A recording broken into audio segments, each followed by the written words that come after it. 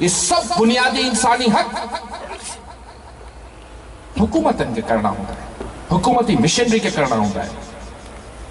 पर बदकिस्मती से असांजी हुकूमतूं जेके असी पाण सब ठायूं था वोट के जरिए, उन्हीं महिल असांखे चयो वञे त यार कमाल था काई साहब, हू त बिरादरी आहे असांजी, पोइ आऊं चांडियो हू चांडियो, हू मेमण आऊं मेमण, हू काज़ी आऊं काज़ी, हू मेहर हू लुन, हू ही हू त ज़ातियूं आहिनि, बराबर ज़ातियूं आहिनि सिंध में।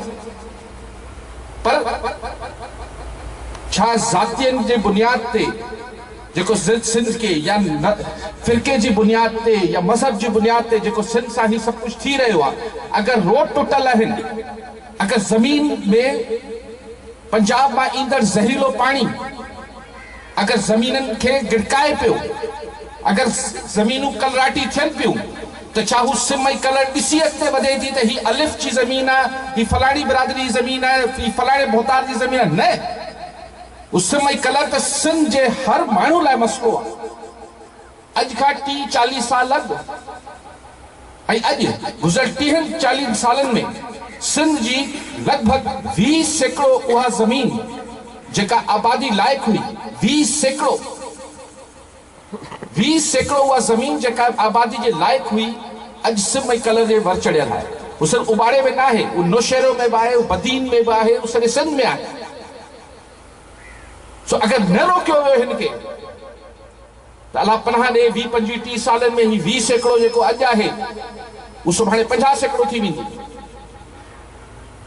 छा फसलनि जो अघु मिलणु माण्हू जो हक़ न आहे?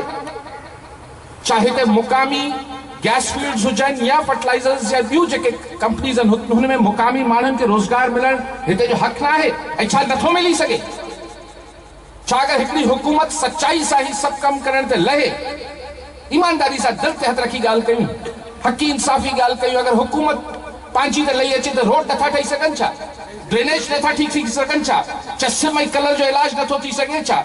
छा पुछड़ी जो पाणी नथो पहुची सघे छा? छा फज़ीला सरकी बाज़ियाब नथी थी सघे छा?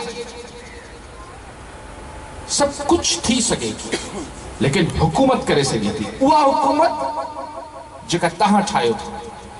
पर जीअं अर्ज़ पे कयो त असांखे चवंदा बाबा ही बिरादरी आहे, ही सरदार आहे, ही भोतार आहे। अदा ॻाल्हि इहा आहे, सिंध में आहिनि रुगो 2 बिरादरियूं। जीअं मूं सां चयो त ही सिंध में ही 421, 420, 425 इहे आहिनि हिकिड़ी बिरादरी।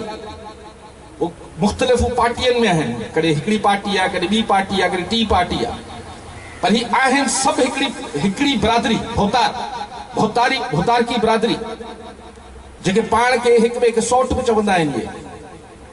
ऐं ॿी बिरादरी आहे आम माण्हू बिरादरी, जंहिंमें असीं सभु आहियूं, जंहिंमें सिंध जा करोड़े माण्हू आहिनि। सो सिंध में आहिनि रुगो 2 बिरादरियूं, हिकिड़ी भोतारनि जी बिरादरी, ॿी आम माण्हुनि जी बिरादरी। सो मूंखे जॾहिं केरु सम्झाए थो, जॾहिं मूंखे केरु मायूस करण जी कोशिश करे थो, कॾहिं मूंखे जेको माण्हू डिस्करेज करण जी कोशिश कनि था त काई साहब कुझु कोन थींदो, ही बिरादरी आहे, आऊं चवां त बाबा जंहिं आम माण्हू बिरादरी हिकु थी हिननि भोतारनि सां मल लाइ मैदान में लथी, उन्हनि खे टसे मारींदी। ही 400-450 माण्हू करोड़े माण्हुनि खां ॾाढा न आहिनि। ये ॾाढ कनि था सरकारी पुलिस सां, रेवेन्यू सां, इरिगेशन सां, इन्हनि जे करे ही ॾाढा आहिनि। हू असां हिननि खे पाण प्लेट ते रखी ॾिनो आहे। हिननि खे जॾहिं वोट ॾियूं था, ही हुकूमत में अचनि था त इहा ताक़त असीं हिननि खे प्लेट में रखी ॾियूं था त हाणे तूं रख, पोइ उहा ताक़त असांजे ख़िलाफ़ इस्तेमालु कर। रुगो बाप ठहिराइणो पूरा आहिनि, बाबे फलाणो, बाबे फलाणो, अमन नाला जो नाला